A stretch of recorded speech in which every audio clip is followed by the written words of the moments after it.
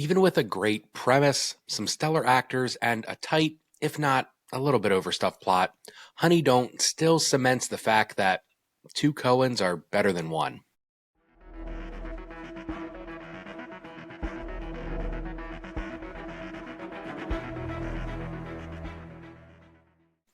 Hey everyone, I am Joe from Create Context, and this is the Weekly Movie Minute. Today we are talking about Honey Don't, directed by Ethan Coen and written by Coen and his wife Trisha Cook. Ethan Coen and his wife Trisha Cook continue their Lesbian B-Movie trilogy with Honey Don't, a follow-up of sorts to their 2022 film Drive Away Dolls. This film shares a lot of the same DNA as Drive Away Dolls. There's a lot of dry, dark humor, a ton of sex, and some genuinely good performances, but despite these successes, Honey Don't still never reaches the highs of Coen's work that was done with his brother Joel. Maybe it's unfair to judge this movie to some of the masterpieces that were made by the Coen brothers. In many ways, this film highlights exactly what it wants to be. It's not attempting to tell a big thematic idea like No Country for Old Men. It doesn't want to redefine genre storytelling the way Fargo did, and it doesn't want to turn the entire idea of a noir on its ear the way The Big Lebowski had. This film wants to be, and is marketed as, a B movie. A shorter, sensationalized, exploitative film that's meant purely for entertainment, but there's just too much Coen Brothers DNA and large themes at play to entirely skirt those comparisons. Honey Don't begins with private detective Honey O'Donoghue, played by Margaret Qualley, showing up at the scene of a tragic car accident that contains just a few too many coincidences or odd happenings to be totally ruled as an accident.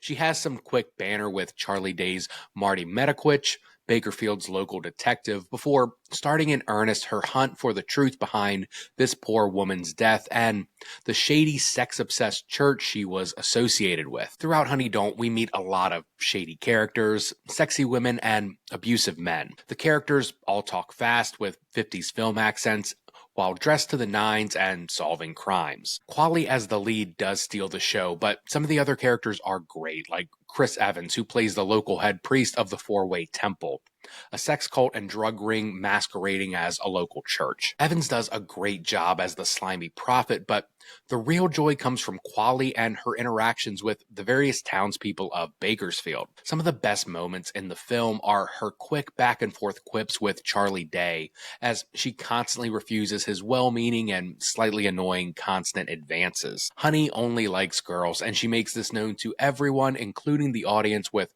her lusty stares and constant promiscuity. Coen and Cook label this as a lesbian B-movie, and they certainly nail this aspect of the film. Honey Don't is filled with sex, both gay and straight, enough to make several of the older audience members in my screening faint a quick blush when we see Qualley and Aubrey Plaza's character engage in their third sex scene of the film. Pearl clutching aside, the film is oozing with sexuality that dances around exploitation without ever truly following into the male gaze tropes that were so common in the B movies of the 70s. This isn't a woman in prison movie, it's a noir crime thriller, and the same-sex love scenes seem to be shot more for the queer female gaze than the men's. The men in this movie are presented just as horny, but it's often played for laughs. Evan's character engages in several religious-like sexual experiences with his parishioners, but it's all done very tongue-in-cheek, with the themes of abusive power left more as a lingering thought in the air than a full-on gut punch. It works well for the tone of the movie, and the audience can rest assured that this is a movie about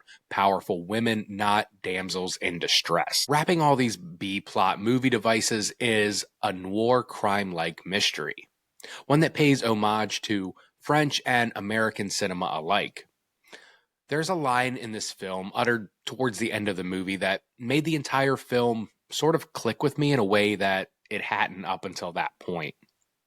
Right before a main character meets his or her demise, I'm doing my best to avoid spoilers, a smaller, minor character says the French are not happy. This line makes sense narratively, but for a distinctly American noir film, one filled with wisecracking one-liners and cool American muscle cars, it's hard not to think, are they talking about the French not being happy with our cinema? Noir cinema didn't exactly originate in France, despite the word being French for black.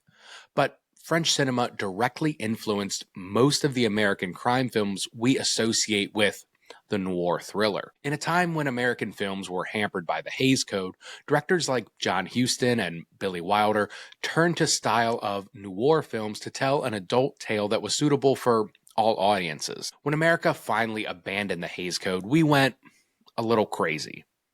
Not just creating fantastic pieces of art like Easy Rider or Chinatown, but also releasing a ton of exploitation films that existed almost solely to show audiences violence and nudity on screen. These types of movies, also known as B-movies, got their name for being just that. Movies that didn't push the genre forward, but instead existed to titillate and shock audiences. They were called B-movies because they were often made just to fill out a double feature slot.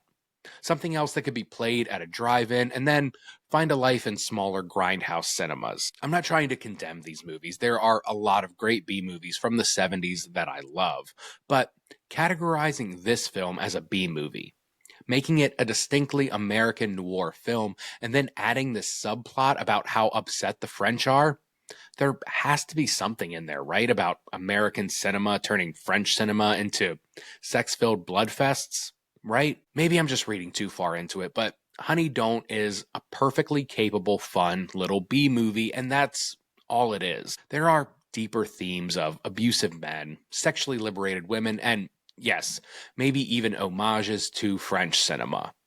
But it's purely an entertaining dark comedy that contains a little bit of slapstick, a good bit of scenery chewing, and a whole lot of sex. Don't expect this movie to win any awards or land on many best of film lists.